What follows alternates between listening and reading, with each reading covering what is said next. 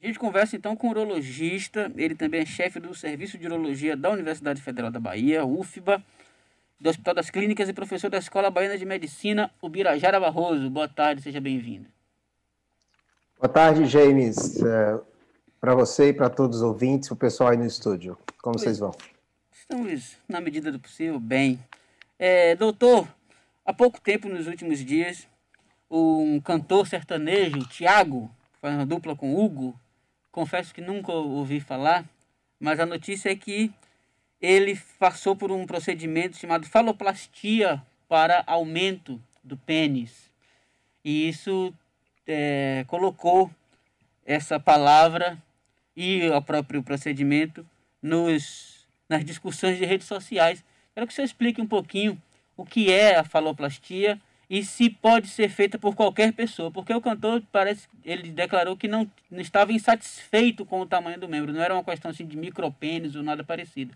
Ele apenas queria dar um upgrade, como se diz. Perfeito, James.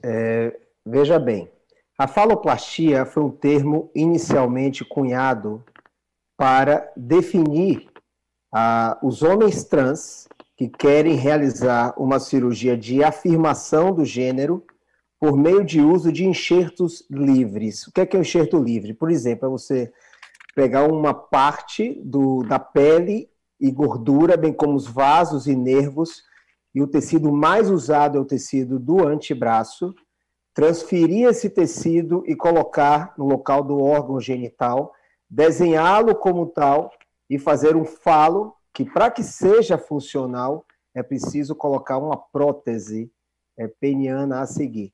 Esse é o conceito de faloplastia.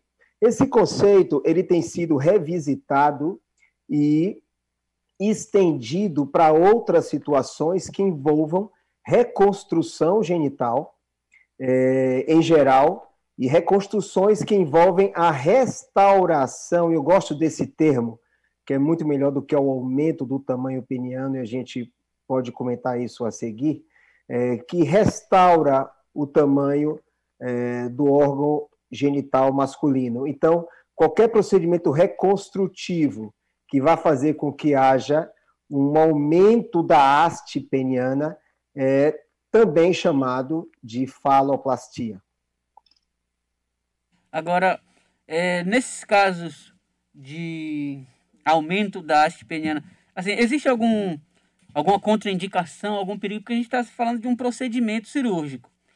E muitas vezes esses procedimentos são procurados assim de forma, digamos, recreativa e ignorando, como por exemplo cirurgias plásticas e tal, ignorando os riscos envolvidos. Quero que o senhor fale um pouquinho desse aspecto da questão. Isso. Quando esses assuntos vêm à baila, né, na mídia, tem aspectos, obviamente, positivos e negativos. Aspectos positivos, por exemplo, são que vários homens, não é, têm problemas com o tamanho do seu pênis. A gente vive numa sociedade masculina, né, que é falocêntrica. O falo ele tem um simbolismo de poder, de virilidade.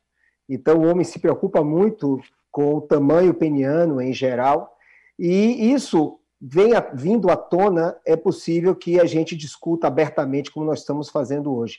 Em contrapartida, isso pode fazer com que uma avalanche de pessoas com pênis completamente normal procurem consultórios, e a gente sabe que a gente vive no mundo, e as notícias mostram, né, procedimentos bizarros que são feitos por aí, e essas pessoas são automaticamente expostas à má prática.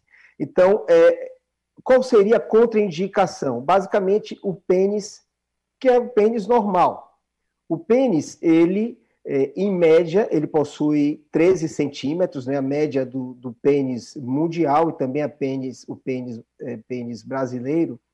E essas pessoas que têm o pênis normal não têm razão de fazer nenhuma cirurgia em que aumente o comprimento do pênis ou que aumente o diâmetro do pênis.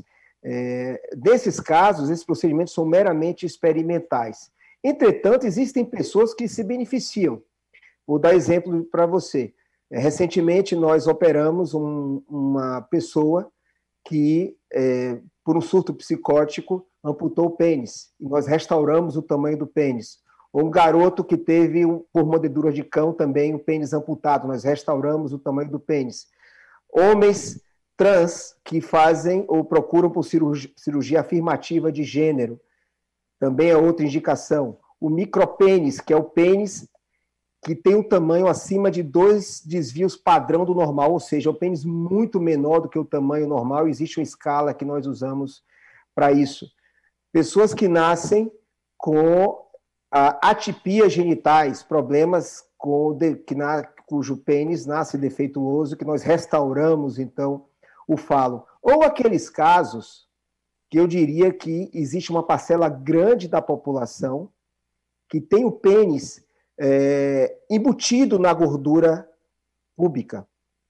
Um exemplo para você e seus ouvintes, existem situações em que boa parte do pênis ele nasce para dentro da gordura pubiana e é possível trazer esse pênis para fora, refazer a angulação entre o pubis, que é a região logo acima do pênis, e o pênis propriamente dito. E muitas pessoas têm uma prega que se localiza entre o pênis e o escroto, fazendo com que ele também dê uma aparência que seja reduzido. Isso são alterações anatômicas que são passíveis de correção.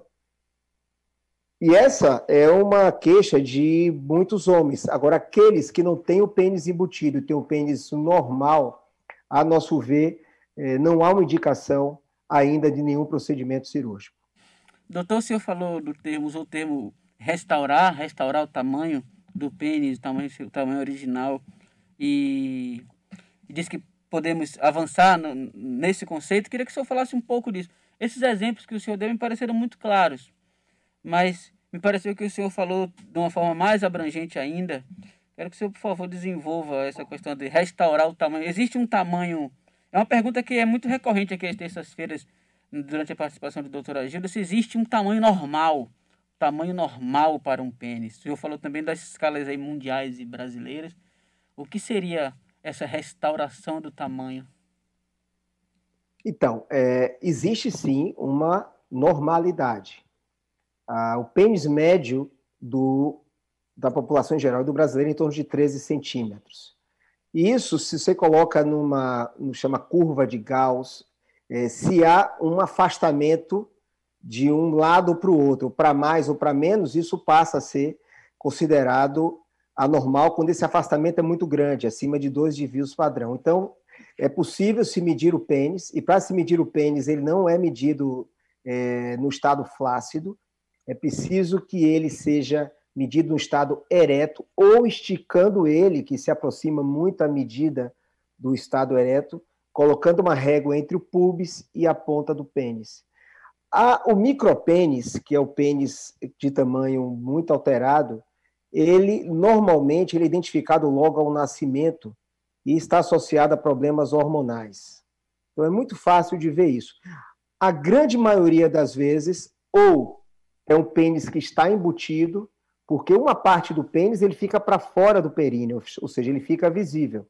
E outra parte ele fica para dentro do períneo. E muitas pessoas têm sim o pênis para dentro do períneo. Nesses casos é possível a correção e nós fazemos. Nós temos um ambulatório de reconstrução genital lá na Universidade Federal da Bahia e que nós realizamos esses tipos de procedimento. Porém, nos casos de pênis em que ele não está embutido, praticamente não há ganho, porque não há o que tirar de dentro. E quando se coloca, por exemplo, que o cantor, né, eu vi na notícia, também não o conhecia, que se coloca substâncias como lipoenxertia, né, se coloca gorduras ou ácido hialurônico, o pênis é diferente do preenchimento facial, em que há sítios específicos e que o preenchimento ele fica localizado.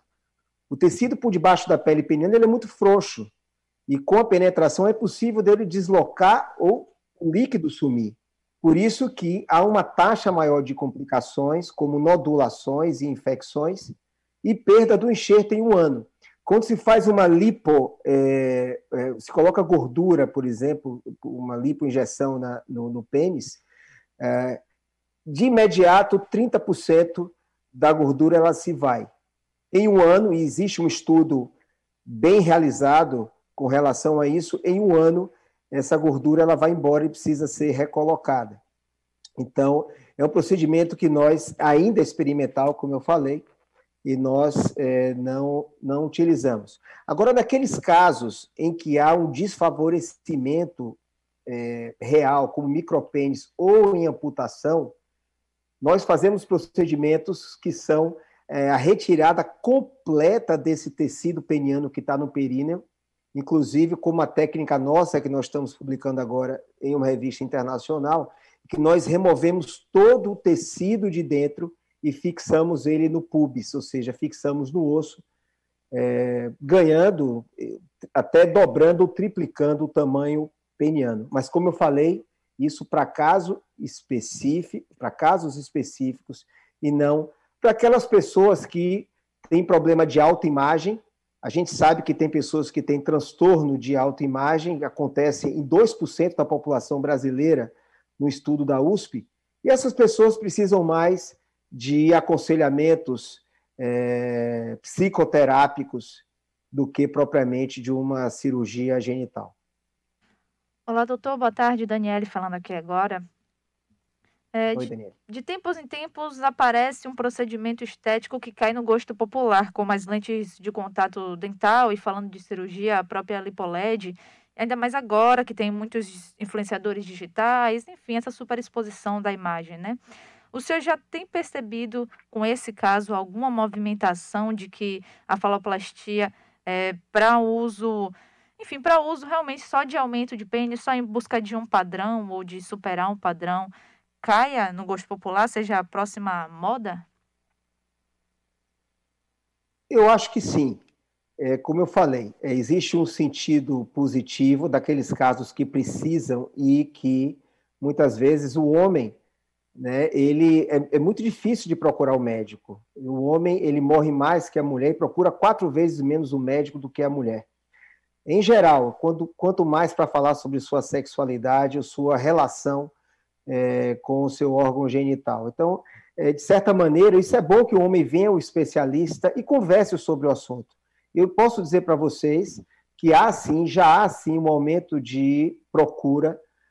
No meu consultório e nos consultórios em geral, nós conversamos muito com outros colegas, inclusive nós da Sociedade Brasileira de Urologia temos nos manifestado com relação a isso, para colocar os pontos nos is. Nós não somos contra nenhuma cirurgia estética, mas é preciso que se diga que principalmente esse aumento de circunferência peniana é algo experimental e que o aumento do comprimento peniano, não para aquele que tem um pênis embutido, mas para aquele que tem um pênis normal, praticamente não há ganho.